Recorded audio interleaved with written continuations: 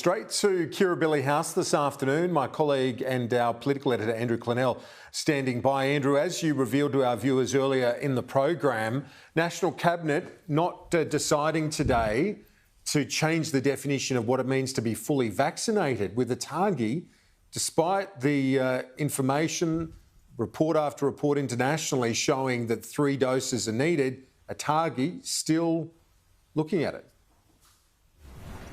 Well, Kieran, I guess we're used to ATAGI taking its time with such matters, aren't we? And it appears the case again, but I think we've been able to glean that it's not far away, and what we can expect, and Dan Andrews let the cat out of the bag, is this situation where you'll have to be triple vaccinated to be regarded as fully vaccinated in Australia. Now, we know there's only 30 to 35% of Australians triple vaccinated, so as I understand it, there'll be a time period for people to catch up to that. But there's no doubt a view within government, federal government and state governments, that more people need to go out and get boosted. Also revealed earlier in the program, the expectation is that ATAGI will recommend booster shots for 16 to 17-year-olds. At present, they're only for 18 plus. So the government wanting to get moving on boosters didn't happen in National Cabinet today. What did happen was there was agreement amongst the states that essentially COVID numbers are going to go up with the return of schools. I myself will be picking up some rats for my kids tomorrow, rapid antigen tests ahead of their return for school. And we know that parents all over the country have been doing that today. And generally there was a view that things need to happen on the booster front, but also at National Cabinet. The report to the Prime Minister was that hospitalisations and ICU admissions are coming down. It seems we're over the peak of that wave. Will there be another peak, as I've predicted? And apparently New South Wales Health Modelling predicts after school returns, and then again coming into winter. It's that coming into winter that National Cabinet, a statement that we've heard from the federal government in relation to that, is the concern when it comes to the booster program. But Dan Andrews, well, he basically revealed to us that this ruling on the boosters is coming. He just had the wrong day. This is not a 2-dose thing, 2 doses and a bonus. It really is international evidence, our own experience, the views of experts, and hopefully the confirmation of both ATAGI and National Cabinet today will mean that everyone knows and understands that this is a 3-dose project, and it's only with those 3 doses that you can hope to be properly protected against serious illness, minimising your likelihood of transmitting this virus. Now, we haven't heard that much from Scott Morrison about the boosters. We have heard a bit of it from him saying that Australians want to get on with living their lives, a bit about living with the virus, and the fact that Omicron is a 75% less severe strain than previous strains of the coronavirus. But I expect that booster talk to ramp up a bit now. We had some more of it from New South Wales Health Minister Brad Hazzard, who basically said, if you're avoiding getting the booster, he said today, then you're putting yourself at risk. The numbers of boosters are not what we need them to be to keep people safe. That's the bottom line.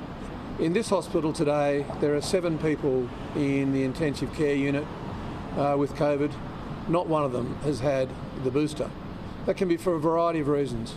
But when it is just a failure to realise that the booster does make a difference to minimising your risk of transmission to yourself, but also minimising the likelihood of you ending up in intensive care and therefore not putting pressure on our health staff as well. It simply should be one message alone: go and get the booster.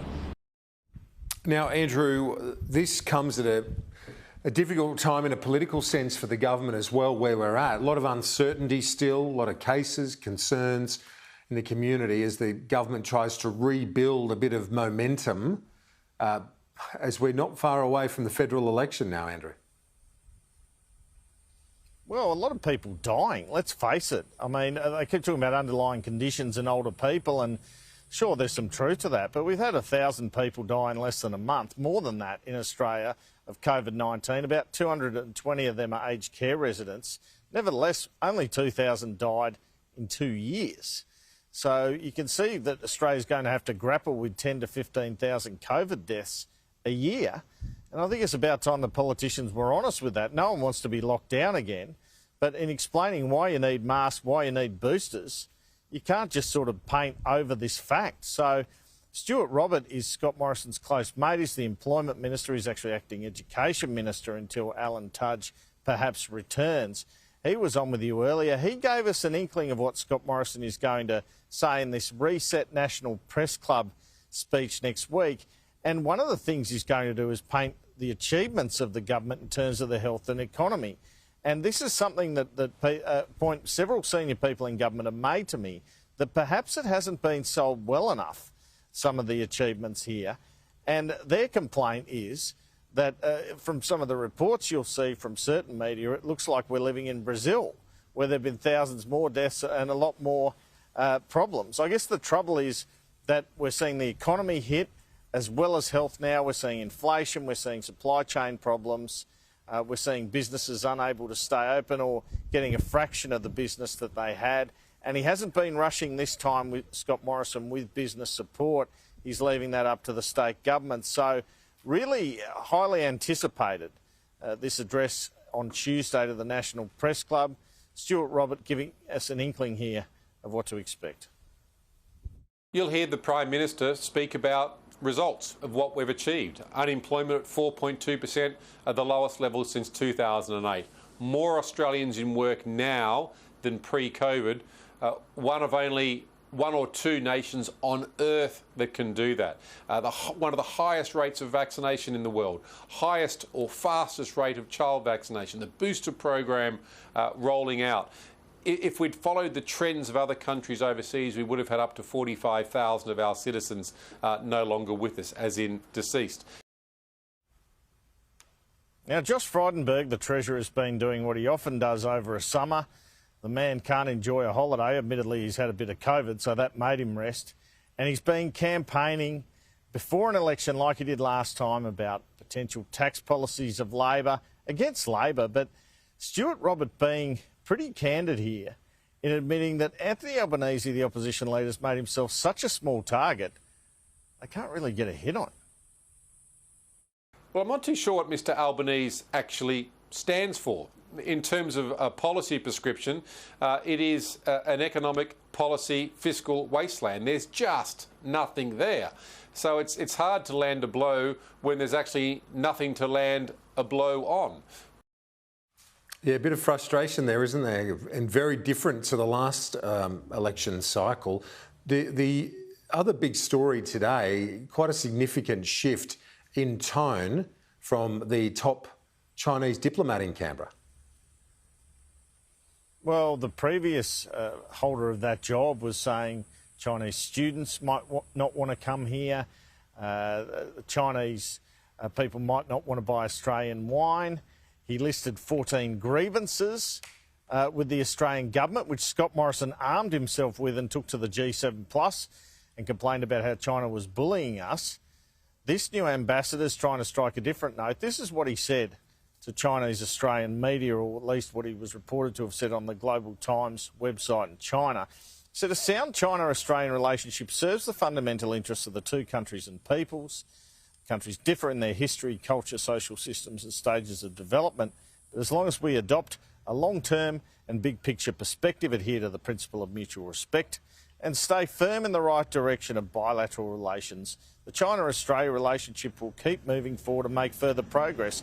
It's the sort of statement you might have expected about 5 years ago, before the tension between the two countries over foreign interference and the like. Stuart Robert, he welcomed this. It's very pleasing, Kieran. All new ambassadors, of course, bring a nuance and a different approach whilst they represent their home country's interests. It's wonderful to see the new Chinese ambassador coming forward with a very open approach, and I think they'll find the Australian government's response equally open to ensure dialogue continues strongly. It's probably the most positive comments by a senior cabinet minister about the Chinese government for some time. Anthony Albanese, a bit more guarded, the opposition leader. He's acknowledging that even if elected, things will still be difficult with China, and saying they have to do something about these sanctions that they've put on board, but saying diplomacy is a possible way out of things. In diplomacy, then diplomatic language is always better than confrontational language. That is a truism of relations that we have with all other nations. The relationship with China is a complex one. China has changed its position, it's changed its posture. That requires a change from Australia. And if China should certainly withdraw some of the actions that have been taken to stop Australian products going to China, that's not in China's interests and it's not in Australia's interests. So, Kieran, here at Kirribilli House, some speculation the Prime Minister, who was in Sydney for this National Cabinet, would hold a press conference here. He hasn't held a press conference all week. He has given a couple of Australia Day speeches, however. So disappointing not to get a couple of questions to him here, but looking forward to getting to a question to him, hopefully at the National Press Club, that set piece, that important set piece for Scott Morrison next Tuesday.